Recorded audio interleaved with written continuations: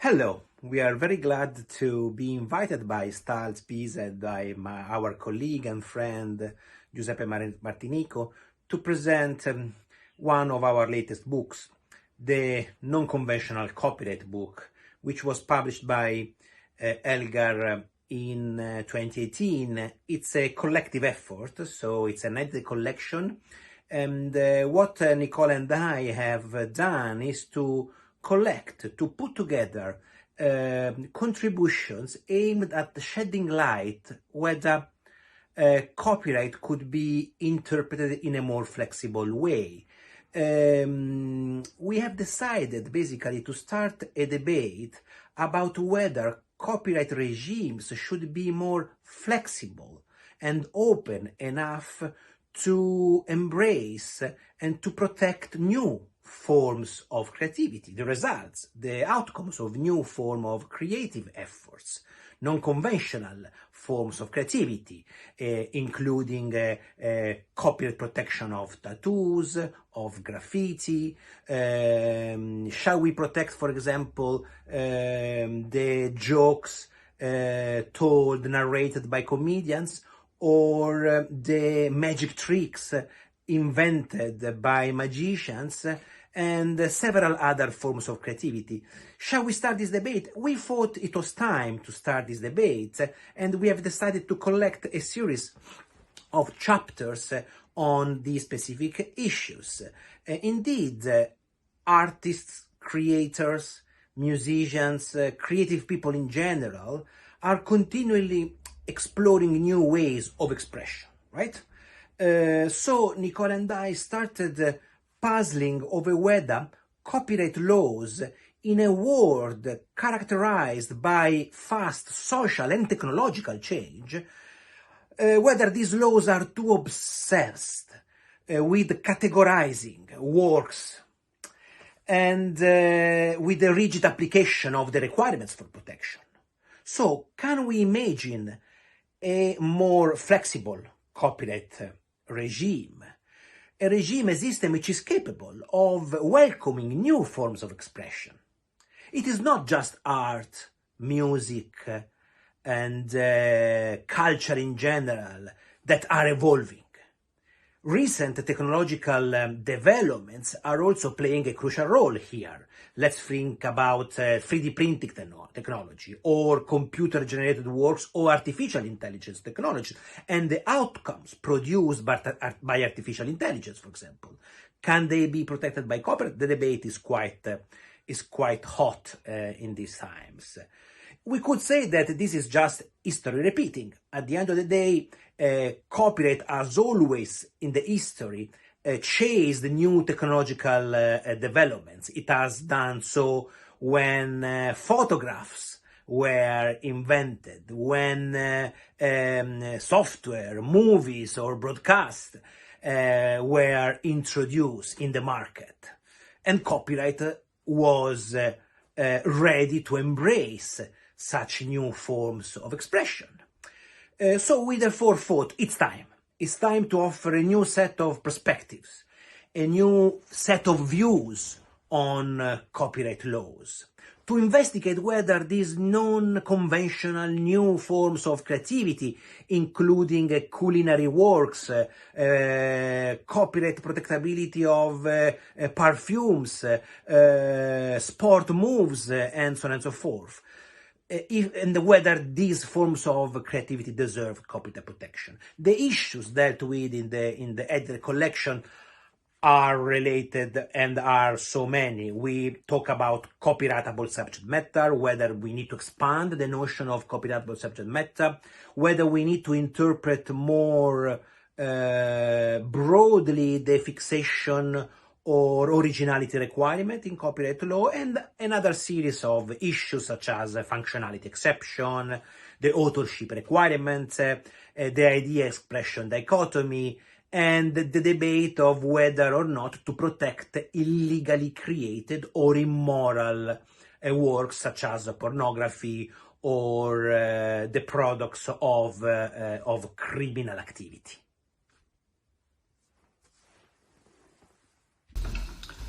I'm pleased to accept the invitation to briefly introduce the edited book on non-conventional copyright that I co-edited with my colleague and friend Enrico Bonadio.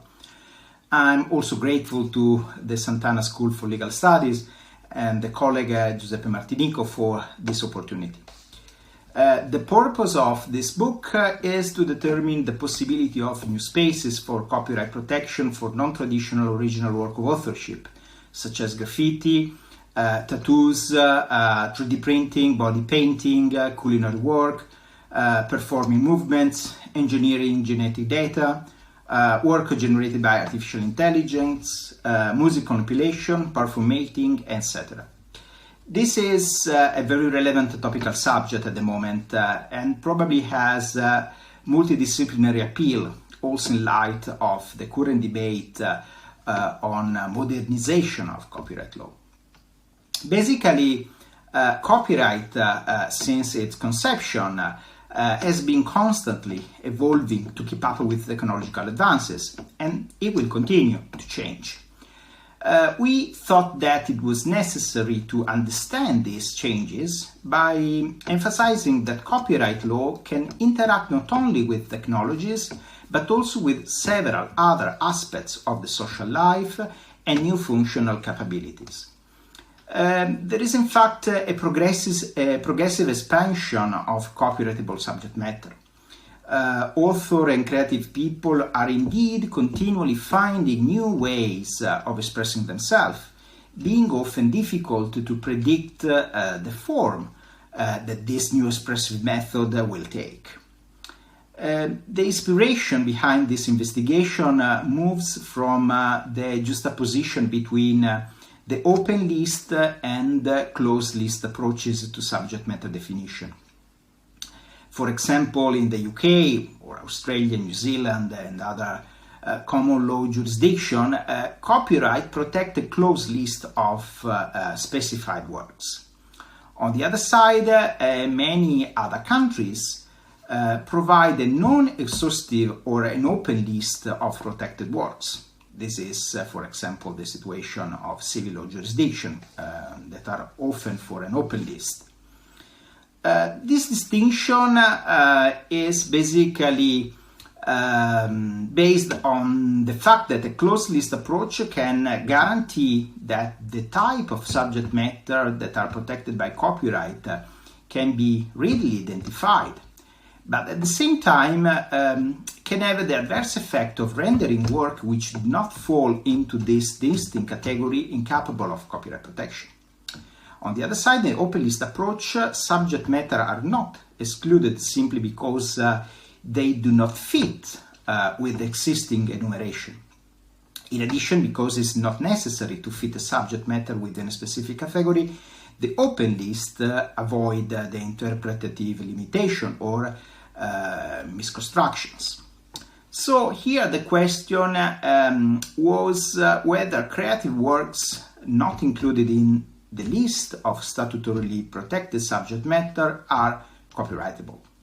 In other words, it means to consider if copyright protection can be extended to a much wider category of work and activities, or if particular industry, communities, or work can be more efficiently supported by other legal or self-regulatory instruments.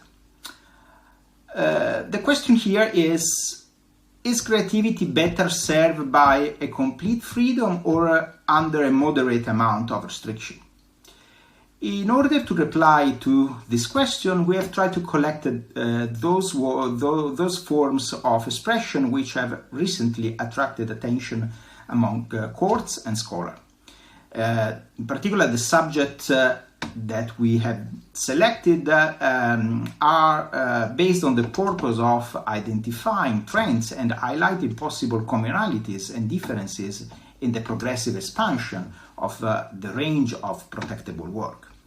So, for example, what about the stylistic signature used by street artists to represent their names? The famous Bansky tags, for example.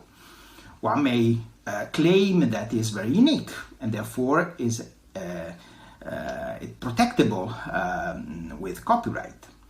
Or again, is there a genuine artistic creativity involved in the compilation and execution of music set, so that this compilation can be considered original and protected as a database? And what about sport moves, like synchronized swimming, ice dancing, wrestling, or figure skating?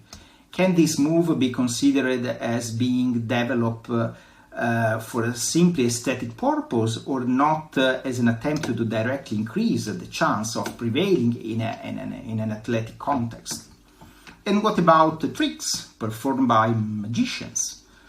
Or again, what about phenomena such as artificial intelligence leading to computer-generated works? Here we mean to refer to those cases in which technology is not only a tool for the author, but is rather the author itself. It is useful to afford protection to such work from a policy perspective, and in the affirmative, how copyright protection of computer-generated work can be joined with the current configuration of the law, which required the identification of a human as the author.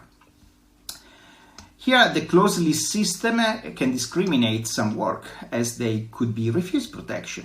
At the same time, also the open list system has shown a propensity for categorization. For example, software has been considered copyrightable because falling within an already identified category of subject matter, and not because belonging to a new category. So the existing legal framework call for a legislative reform. This is our impression, absent which many different subject matter would remain unprotected.